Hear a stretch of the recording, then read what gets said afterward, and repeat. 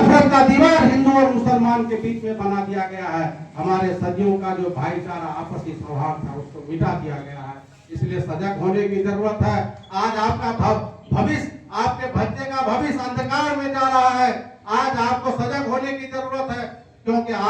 जब आप धर्म के नाम पर अंधा हो जाएंगे तो अपने बाल बच्चे को पढ़ाई लिखाई से आपका बच्चा विकसित हो जाएगा, और जब आपका बच्चा पढ़ लिख करके होनहार होगा तो सरकार से जवाब पूछेगा, अपने हक की लड़ाई लड़ेगा। इसीलिए आज आपको मालूम होगा कि आज घर घर में ये जो फुटूस जिसको हम रेड स्प्रेक कहते हैं घर घर में पिलाया जा रहा है। आपको मालूम है कि ये कहां से आता है? ये अडानी का जो जहाज,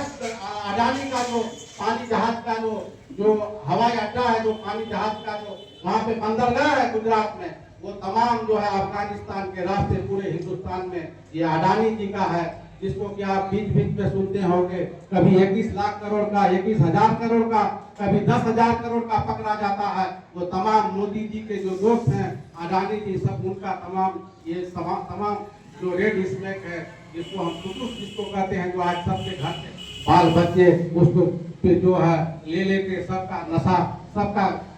दिमाग खराब हो गया। और कोई भी जो है पढ़ाई लिखाई में सब 18 साल 12 साल 10 साल का बच्चा सब उसी में मुब्तला है। तो उनका एक ही मकसद है, आपको जाति और धर्म के नाम पे इस तरह का इंगेज कर दिया गया है, आपके दिमाग में नशा डाल दिया गया है कि आप अपने हक की बात, अपने रोजगार की बात, अपने शिक्षा की बात, स्वास्थ्य की बात आप सरकार से नहीं पूछ सके। और इसी तरह का साल जब साल अंग्रेज की तरह आप जब चुनाव आए, इस नफरती आह्वान और नफरती दीवार के बीच खड़ा होकर हिंदू और मुसलमान के नाम पर भारतीय जनता पार्टी को वोट देते रहे, और वो सैकड़ों वर्षों तक इस तरह अंग्रेज के तो देश में शासन करते। मैं आप तमाम लोगों को ये आगाह करना चाहता हूँ कि ऐसे सोच और विचारधारा से ऊपर उठ करके जो हमारा सौहार्द, जो हमारा बाप दादा और असलाफ हमें जो सबक देके गया है, हम एक साथ मिलजुल के रहते थे, समाज में भाईचारा के नाम पर उस मोहब्बत को, उस एकता को, उस इत्तेहाद को बरकरार रखना है। जैसे कि आप सबों ने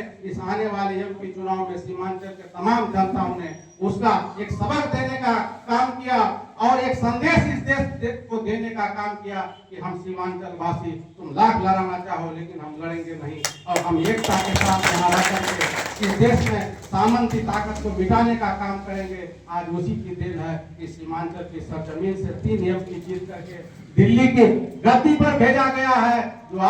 जो पिछले दफा जो हमारा एलओपी लीडर ऑफ अपोजिशन का दर्जा नहीं मिला था, आज हमारे नेता राहुल गांधी जी को उसी का देन है कि आज 100 एमपी हमारे हैं, और राहुल गांधी जी हमारे इस विपक्ष के नेता हैं। आज वही इसी सरजमीन का देन है कि 3 एमपी पूरे बिहार में और नहीं पूरे हिंदुस्तान में एक मिसाल कायम किया है। आप सबों को मालूम होगा कि आज हमारा नेता राहुल गांधी जो जब लोकसभा की सेशन चलता है तो जाते हैं और रहते हैं। जब से राहुल जी हमारे विपक्ष के लीडर ऑफ अपोजिशन बने हैं, इतने गुणवान और धनवान और जननायक नेता है।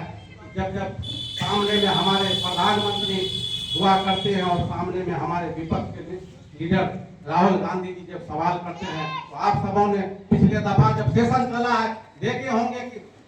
मोदी जी वहां पे आधा घंटा भी उनके सवालों का जवाब नहीं दे पाते हैं। ये आप ही जनताओं का देन है। इस देश के तमाम सेकुलर विचारधारा, ऐसे लोग जो इस देश के एससी एसटी